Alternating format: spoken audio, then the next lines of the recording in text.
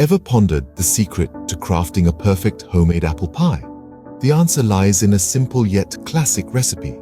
The magic begins with a crust made from 2.5 cups of all-purpose flour, a cup of cold cubed unsalted butter, a teaspoon of salt, a teaspoon of granulated sugar, and 1/4 to 1/2 cup of ice water.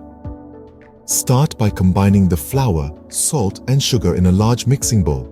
Then, work in the cold cube butter using a pastry cutter, fork, or even your fingertips. Aim for a texture resembling coarse crumbs. Gradually add ice water, 1 tablespoon at a time, mixing until the dough starts to form. Be on guard against over-mixing. The dough should just hold together when pinched. Divide the dough into 2 equal parts. Shape each into a ball, flatten into a disc, wrap in cling film, and chill in the refrigerator for at least an hour. While the dough rests, turn your attention to the filling. You'll need 6 to 7 cups of tart apples, like Granny Smith, peeled, cored, and thinly sliced. To these apples, add 1/2 to 3/4 cup of granulated sugar, 1/4 cup of brown sugar, a tablespoon of lemon juice, a teaspoon of ground cinnamon, 1/4 teaspoon each of ground nutmeg, allspice and salt, 2 tablespoons of cornstarch or flour, and a tablespoon of butter cut into small pieces. Begin by preheating your oven to 425 degrees Fahrenheit, 220 degrees Celsius. Then mix the sliced apples with lemon juice.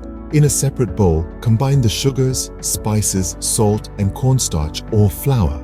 Toss this sugar spice mix with the apples until they're evenly coated. Now, the assembly. Take 1 dough disc out of the refrigerator, allowing it to soften slightly. Roll it out on a lightly floured surface until you have a circle about 12 inches in diameter.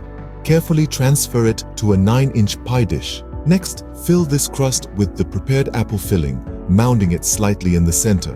Dot the filling with small pieces of butter. Roll out the second dough disc and place it over the filling. Trim, fold, and crimp the edges to seal the pie. Don't forget to cut slits in the top crust to let the steam escape. For a golden finish, consider brushing the top crust with milk or egg wash.